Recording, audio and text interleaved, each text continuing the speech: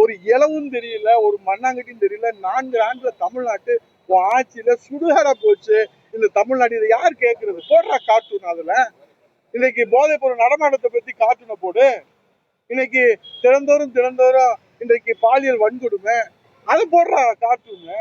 இல்ல கள்ளக்குறிச்சியில 64 பேர் செத்து மடிஞ்சாங்க, விலை மதிப்பு இல்லாத மனித உயிர் பறி போச்சு. நேற்று ஓராண்டு நிறைவு இருக்கிற உங்க அப்ப சாராயால காய்ச்சிறானே, அதை போடுறா கார்ட்டூனு.